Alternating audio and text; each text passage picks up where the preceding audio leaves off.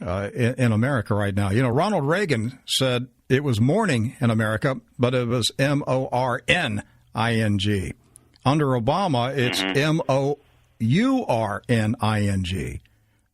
Mm-hmm. What's your thoughts? Yeah. Well, we've got an illegitimate cabal that's running the country, and you know, I look back to the first Gulf War as being the first step along that path, and then, you know, the 9/11 excuse to go make more war. You know, even since Eisenhower and the military-industrial complex, and it's just accelerating all the way along. It's gaining momentum, and the point we're reaching at right now, it's at critical mass. I mean, it's just every direction you go, anywhere you look, any branch of government, any official that's involved in this administration, and a lot of them that are involved in the Republican Party as well, are just as corrupt as they can be, and they're showing it with more and more impudence. Just you know, try and stop me kind of attitude. What's at the heart of it? Is it corruption, or is it something much deeper? I think it's basically an orchestrated takeover of the planet. You got not just Rick. You say an orchestrated takeover of the planet, not just the United States. You're saying the whole planet. I mean, you've got the United Nations that's running. You know, through their, a lot of it's through environmental Agenda 21 type of stuff, where they're intruding into various governments, you know, around the world in the name of saving the planet. You know, the planet is their new god, if you want to call it that they use as far as a mechanism to get in there and drive a wedge between, or to give themselves a justification for intruding into the local affairs of the country. And they're doing it in the United States with the BLM, with the EPA, seizing people's property. You know, the checkerboard patterns of land ownership in Nevada, for example, where it's 640-acre sections on a checkerboard pattern alternating. Now they're going to, anywhere that BLM has property, they can take or seize the adjoining property. There's under eminent domain, so they can pay bargain basement prices for it, and they've also got what they call FLTFA, where they can turn around and sell property that they own for a profit. You know, Rick, so that they can buy more. They've become an investment. I mean, it's just everywhere. I've been talking about the United Nations Agenda 21 for 15 years on this radio program. And I don't think many people, including people who know about Agenda 21, connect the dots that what is happening in Nevada with the Bureau of Land Management and what is happening in other states where the federal government is coming in and taking private property or denying people their rights. I don't know if very many people are connecting the dots that this is Agenda 21. This is what Agenda 21 looks like in your face. It's restricting our access to our land. You know, in Nevada, I use that as an example because I lived there for a long time. It's 86% owned by the federal government. And BLM is supposed to be a management agency, but now they're even putting their name on the ownership records at the assessor's office. So that's gone beyond management. And Rob Bishop, a representative out of Utah, got the minutes from a private meeting. It was marked not for distribution, private, you know, everything short of top secret, but it didn't say top secret. And they detail in there their plans to acquire property, their plans to use conservation and endangered species and all of these other tricks that they have up their sleeves, and then to use it for energy production where they get the revenue. It's in there. I've got the document on my computer. It's in there where they're becoming landlords and profit centers using public land, which is supposed to be our land. Rick, I don't think the communist movement is dead. I think the communist movement is quite well and alive. They simply don't go by the name communism anymore, other than places like... No, they go by the name progressives. Yes, that's right. And Democrat. That's right. Yeah, and it's more of a communist, fascist type of hybrid now. You've got the billionaires, George Soros, and these guys, even Bill Gates. You know, they're involved in structuring policy, government policy, to benefit them. Warren Buffett. I mean, everybody says he's such a genius at choosing stocks in your investments. Yeah, well, it's easy to be a genius when you're orchestrating where the money's going to go and what's going to happen. Well, the super wealthy have always been involved in financing fascist and communist takeovers. I mean, John Rockefeller was his money was behind the Bolshevik Revolution of 1917 in Russia. Mm-hmm. The Bush family was involved with the Nazis in Germany.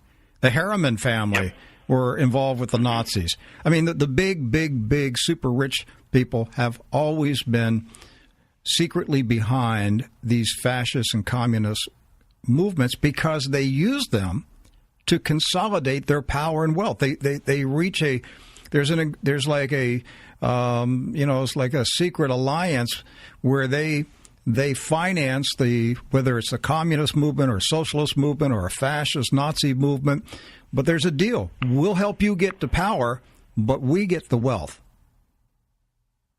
And that's what they're doing right now with the progressives, the Democrats, the socialists, communists.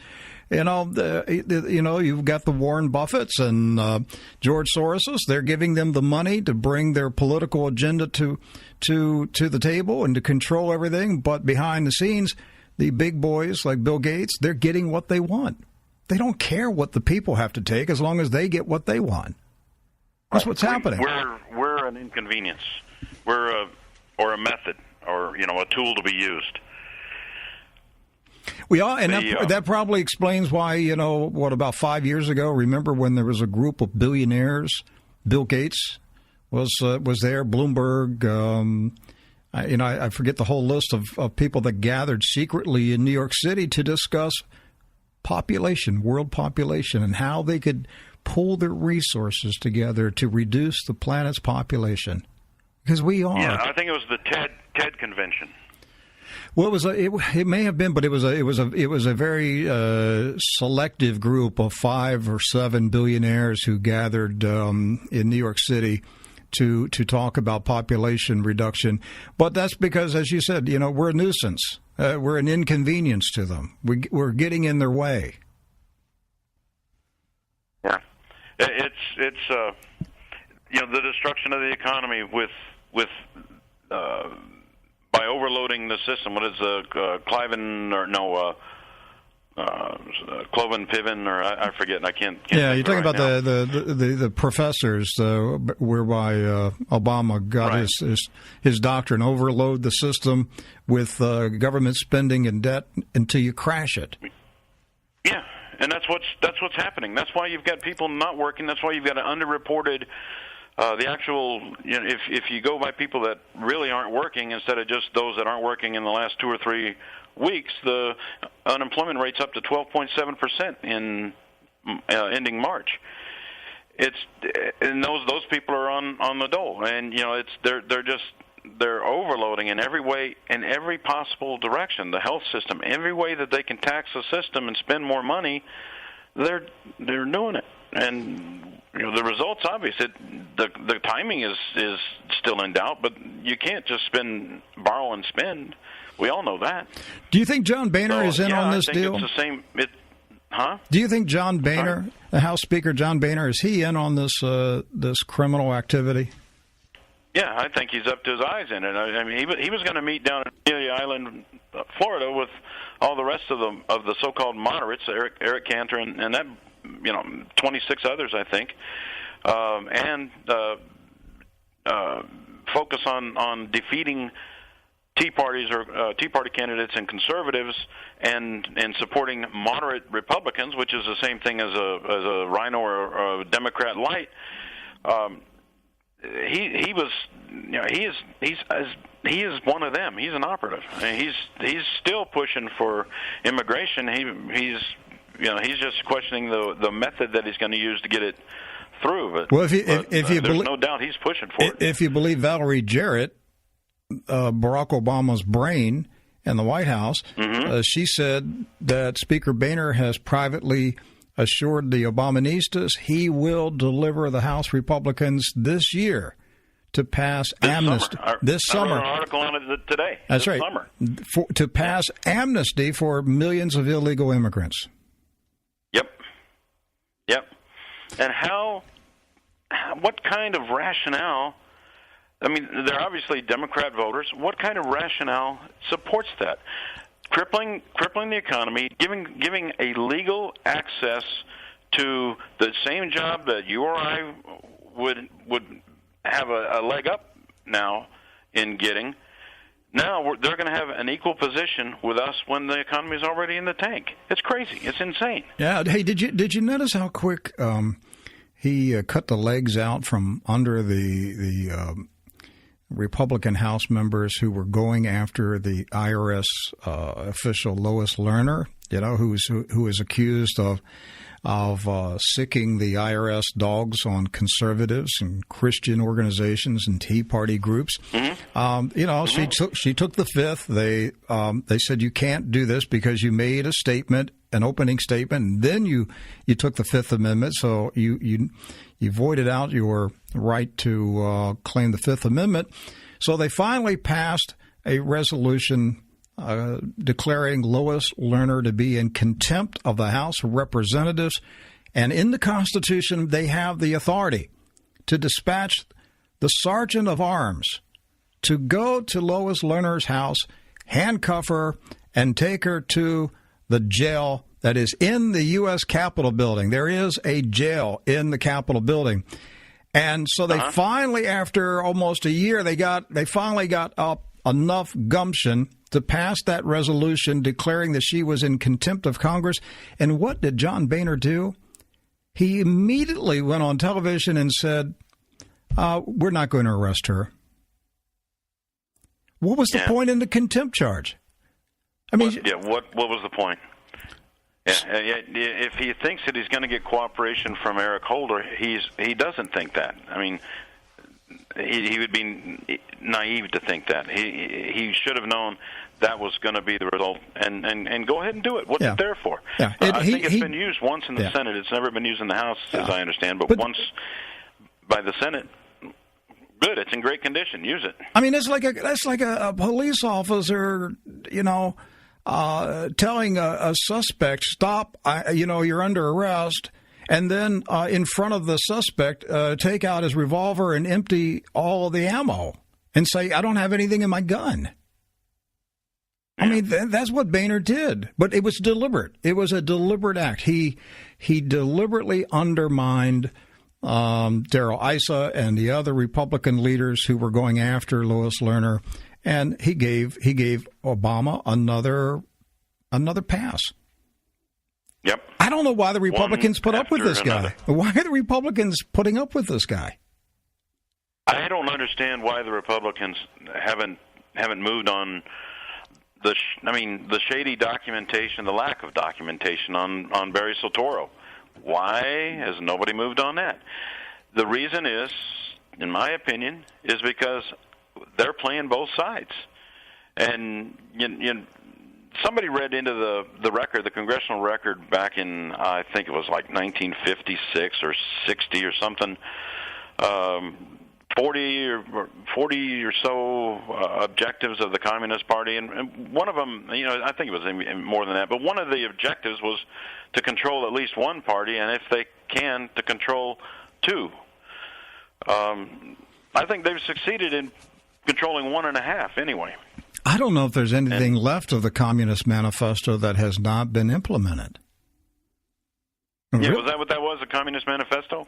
Yeah, the Communist Manifesto is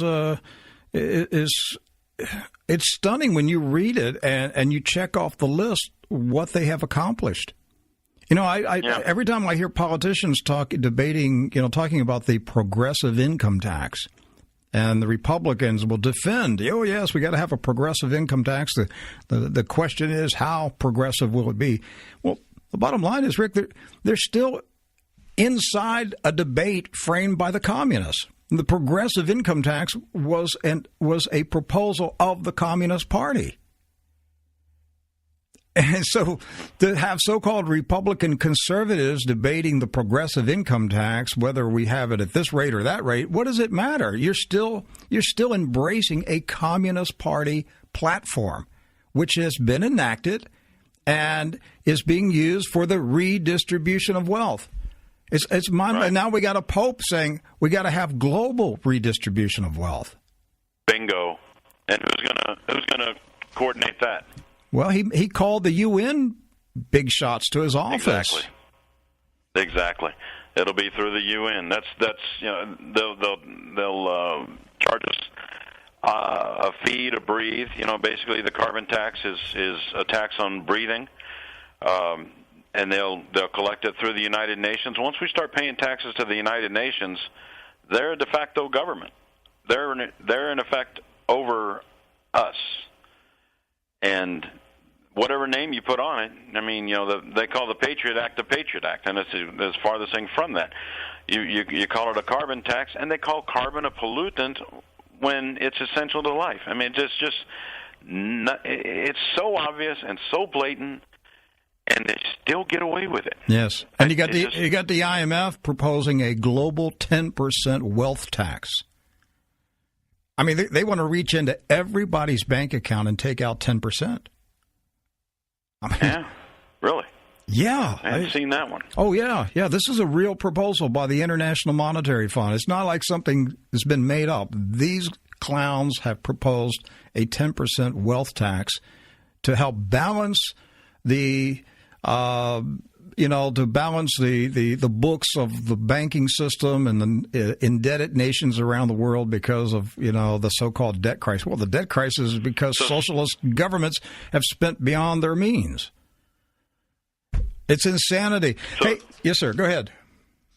No, I just say it's similar to the bail-in or another thing that when I'm watching them do that, and when they were forcing when the EU was forcing Greece to put up some islands for sale, or take that and apply that to the United States. Once by them having all of this land in federal coffer, or in possession of the federal government, and we're running up a huge debt to China. Hey, this is collateral. We'll give you this for collateral. Hey, you guys didn't pay for it. It's ours now. Well, that's pretty much an invasion, a round backdoor way to invade the country. That's right. Rick, I believe we're going to discover that politicians in Washington have been for years giving assets to China and other foreign powers as collateral for government loans. That is going to be the shocking thing. And I think the most shocking thing we will discover is that they gave our Social Security numbers to foreign governments as assets, which makes us slaves. That is going to be the most shocking revelation. Hey, we're out of time. Rick, if people want to read your blogs, where's the best place on the Internet to find your blogs? GOP, The Daily Dose. GOPthedailydose.com? Yeah, GOPthedailydose.com. All right. My guest blogger, Rick Wiles. Facebook. Yep. Yes, sir. My guest blogger, Rick Wiles. Not Wiles, but Wells. WELLS. Thank you, Rick. Appreciate you being on True News. It was great being on. Thanks a lot, Rick.